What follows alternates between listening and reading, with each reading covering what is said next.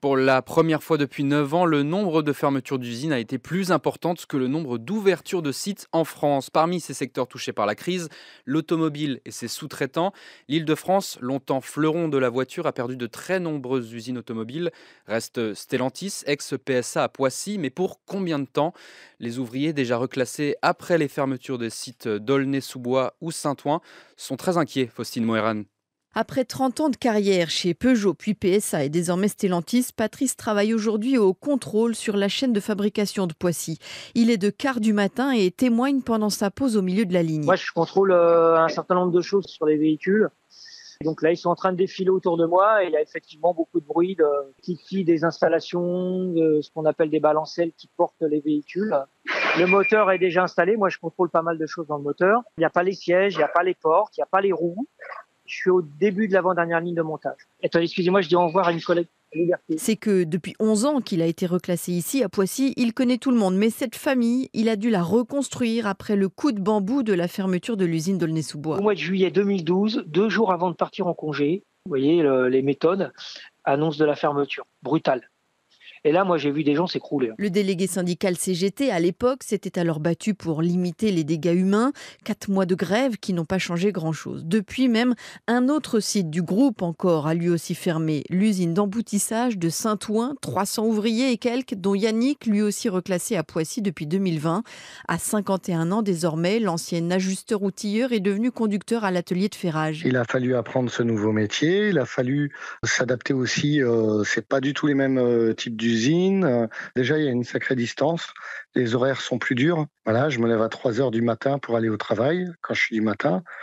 Donc ça, c'est raide. Se lever dans la nuit pour taper de la ferraille, tout ça pour que ça enrichisse quelques-uns. Alors malgré la fatigue, le mal de dos, le délégué Sud va retourner au combat. Comment on remplit notre frigo? Comment on rembourse nos crédits? Comment on paye pour l'école des enfants? Comment on vit? C'est là-dessus que les combats ils seront à mener, quoi. Surtout que désormais, les solutions de reclassement en Île-de-France sont maigres, rappelle Patrice. Là, maintenant, si Poissy ferme, il faut aller à Rennes, ou Caen, ou Sochaux, ou Mulhouse. Tout le reste est beaucoup plus long. Autre espoir, négocier des indemnités de départ pour se payer une formation dans un autre métier, une autre industrie. Bonjour Jean-Pierre Mercier. Bonjour. Délégué syndical chez Sud. Et pour vous, aucun suspense. L'usine Stellantis, ex-PSA à Poissy, va bel et bien fermer. Vous avez même une échéance en tête ? Oui, 2 ans, 2027, 2028. Déjà, si on arrive à fin 2027, ça sera déjà bien. Mais oui, aucun suspense. Il n'y a pas de nouveaux véhicules après l'Opel Mokka que nous fabriquons aujourd'hui. La DS3 Crossback va s'arrêter bien avant son terme, c'est-à-dire bien avant 2028. On n'en fabrique pas beaucoup. Et derrière, oui, c'est un gros problème des 2500 salariés qui restent aujourd'hui, ouvriers, techniciens, ingénieurs, cadres, sur leur avenir. Et la question qui se pose dans la tête de tous ces salariés, c'est qu'est-ce qu'on va devenir après la Mokka? Justement, voilà. À qui la faute d'abord, pour vous? À la direction centrale de Stellantis, Carlos Tavares du temps où il était aux commandes, mais à la direction générale du groupe, bien sûr, avec toujours ce souci d'augmenter la rentabilité, d'augmenter la productivité, mais en le faisant avec la peau de l'ensemble des travailleurs et sur le dos de l'ensemble de la société. C'est eux qui sont vraiment les responsables, parce que on vend pas moins de voitures à l'échelle mondiale, c'est pas vrai. Par contre, il y a toujours cet appétit vorace des actionnaires d'en avoir plus.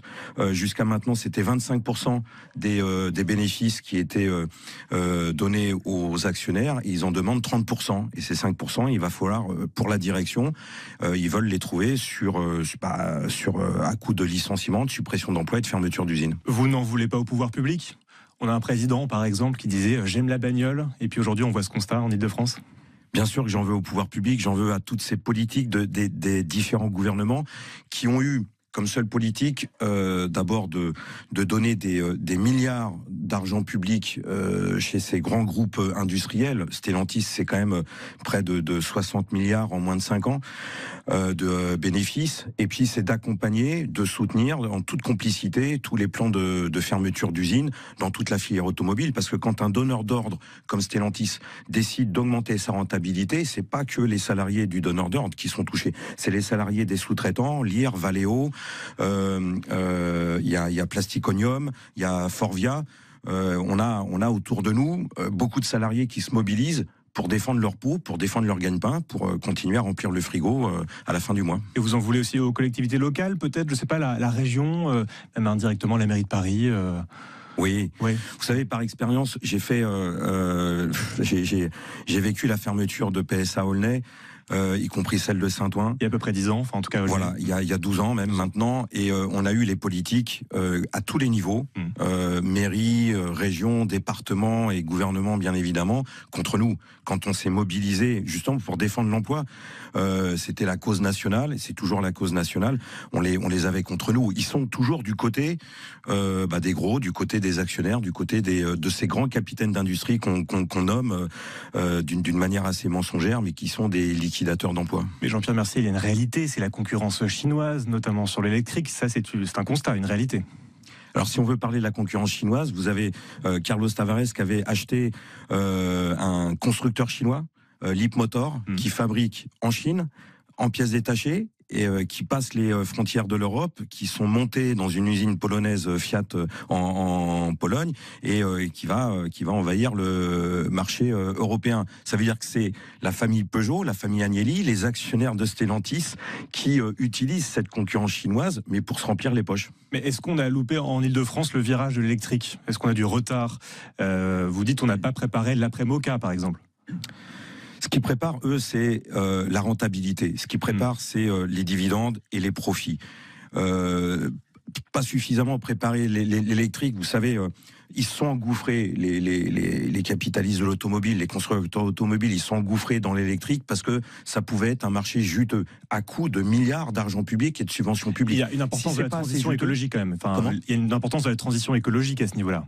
Oui, alors ça, c'était le prétexte. Oui, parce que au fil des débats, au fil des années, on a compris que l'électrique, c'était pas forcément si écologique que ça. Mais en tout cas, quand c'est devenu beaucoup moins juteux, ou que l'espoir de faire des bénéfices, il est moins grand, ils font un rétropédalage. Et aujourd'hui, dans les usines automobiles, à Poissy, par exemple, on fabrique que 8% d'électrique. Tout le reste, c'est du thermique. 8h20 sur votre radio locale ici Paris-Île-de-France, journée spéciale emploi et désindustrialisation. On vous pose cette question ce matin. Pensez-vous que la désindustrialisation automobile en Île-de-France est inévitable? Faut-il acheter des voitures françaises peut-être pour soutenir la filière? Appelez-nous au 01 42 30 10 10. On a Denis d'ailleurs qui nous a laissé un message. On vante les mérites de la voiture électrique, mais on aura toujours des soucis car les voitures coûtent cher et les bornes de recharge aussi. Il faudrait qu'il y ait moins de normes et moins de taxes. Voilà le message que nous a laissé Denis des Yvelines. Jean-Pierre Mercier, délégué syndical Sud chez Stellantis, votre réaction? Il faudrait qu'il y ait... Ce qui coûte cher dans la voiture, c'est pas les salaires des ouvriers. Je crois que ça fait maintenant la masse salariale d'une voiture, ça représente à peine 8%. Ce qui coûte cher, c'est les actionnaires. C'est les dividendes qu'on est obligé de verser à tous ces actionnaires. Et bien sûr qu'on pourrait diminuer le prix des voitures si les actionnaires étaient beaucoup moins gourmands. Mais vous savez, on est dans un système où c'est la concurrence, c'est la loi, c'est la concurrence, c'est la propriété privée, c'est le marché. Et là-dedans, c'est le consommateur ou le salarié qui sont piégés.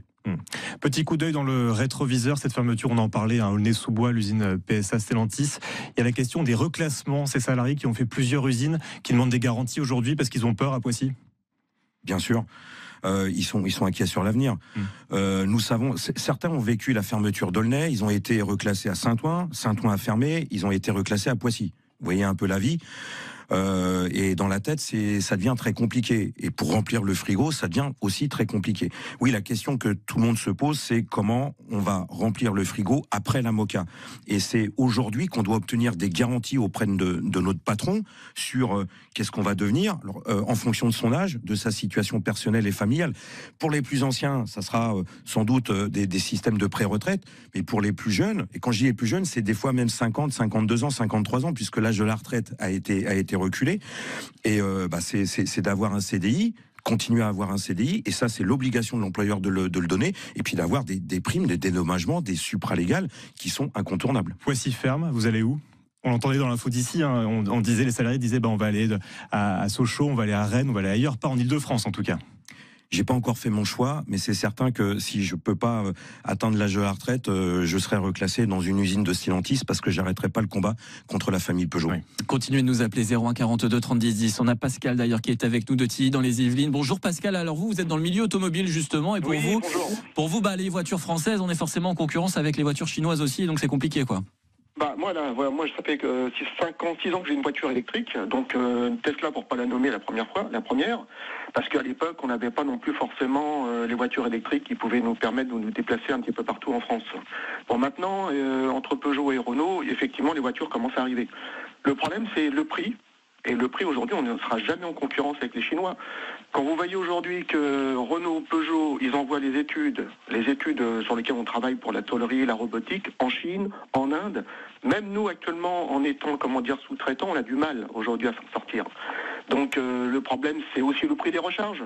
Quand vous voyez aujourd'hui que vous avez le prix qui est vendu entre 5 et 10 centimes le kilowattheure et qui est revendu dans certaines stations à 0,85, c'est sûr que ça nous donne pas envie d'acheter une voiture électrique. Merci, et le problème Pascal. aujourd'hui, Ouais. oui, voilà. Merci beaucoup Pascal pour votre réaction au 01 42 30 10. Merci. Jean-Pierre, merci. Votre réponse à Pascal. Une mesure, qu'est-ce qu'on fait? Quelle est la solution? La solution, c'est, excusez-moi, mais ça va être toujours de prendre sur les profits gigantesques. Je rappelle quand même que l'année dernière, Stellantis a fait 18,3 milliards de profit, un record monumental, historique. C'est près de 55 milliards de bénéfices qui ont été engrangés, accumulés. Et ça se fait. Il a raison, le salarié. Ça se fait sur le dos des salariés, des donneurs d'ordre, des sous-traitants. Et la seule politique des constructeurs, c'est de mettre en concurrence les travailleurs les uns contre les autres, que ça soit donneurs d'ordre ou sous-traitants, mais que ça soit aussi les travailleurs en Chine, les travailleurs en France, en Europe.